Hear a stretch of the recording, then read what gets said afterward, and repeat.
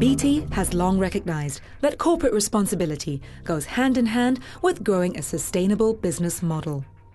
A number of projects already implemented are giving positive results for BT. And from the top to the very bottom, the company has actively set out to transform the way it is run and the way employees interact with each other. In the UK alone, we have reduced our carbon footprint by 60% since 1996, and are aiming to halve that again by 2016. It's not just the big things, but it can be a collection of small things. We have what we call carbon clubs around the company. Employees can come together and work together at a building level or at a team level to help reduce carbon impact. And the policy seems to be working. With the establishment of carbon clubs, 8,000 employees have now pledged to reduce their carbon footprint at work and at home. At the company's site in Suffolk in the UK, BT is actively supporting these pledges. A trial run is currently underway, using electric bicycles for employees to get around the site. The bicycles have already proven to be a hit. They use a combination of pedal power and engines, powered by electricity. But electricity sockets are appearing around the site in Suffolk for other vehicles too. Employee Graham Seabrook drives an electric car to work every day and believes others may soon follow suit. After all, it costs him around 1p per mile to run, and he doesn't pay road tax.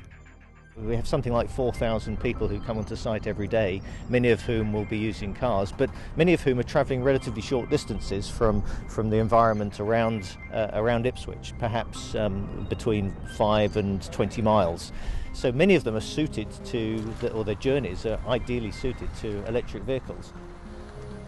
As well as addressing transport issues in this manner, BT has also looked at working practice and has implemented what is believed to be one of the largest flexible working projects in Europe.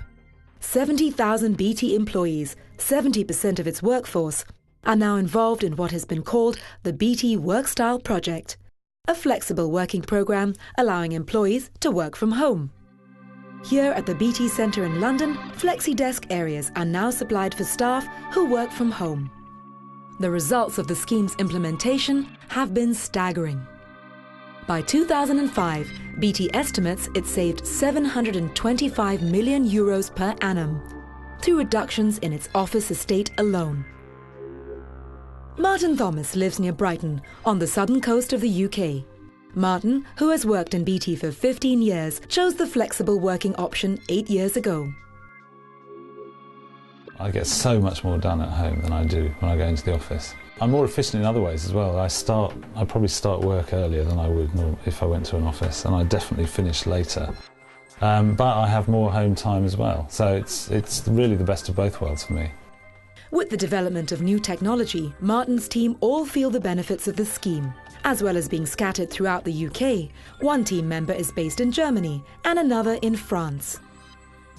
For Martin, there are also environmental benefits to be had with the arrangement. If I got my team together for a meeting, that's you think of the kind of travel that's involved in bringing people in from Germany and France and so on, and all converging onto London for a 2-hour meeting, where we could be just using the phone and using the technology to see and interact with each other. The scheme has meant BT is avoiding purchasing approximately 12 million litres of fuel per year, resulting in 54,000 tonnes less CO2 being generated in the UK. Teleconferencing has eliminated the annual need for over 300,000 face-to-face meetings, leading to a saving of over €38 million a year. BT has also found that because of the flexible working system, the proportion of women who return to work after maternity leave exceeds 95%. But the scheme has proven to be a hit with employees across the board.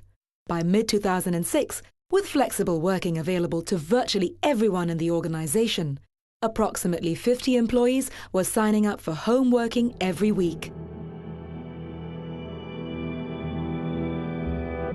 It's actually never been more important to be a good corporate citizen.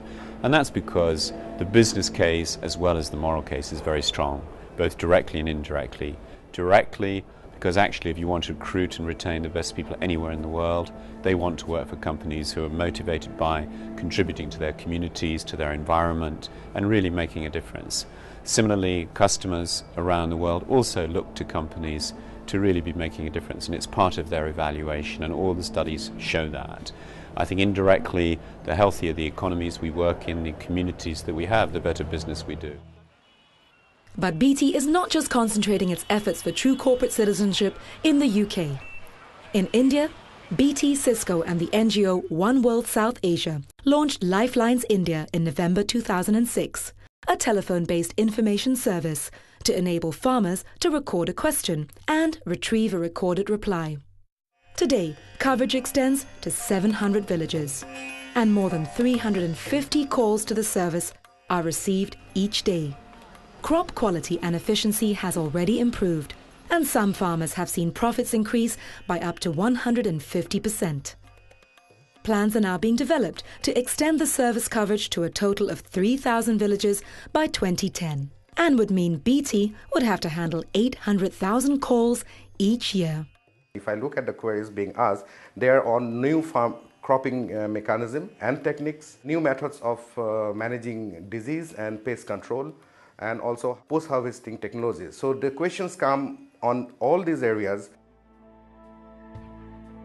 BT's efforts are being recognized by industry observers.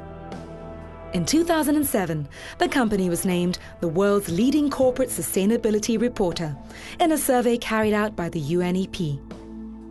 Many more initiatives are being championed by BT as it makes inroads towards true corporate citizenship. But as BT itself recognizes, there is still a long way to go.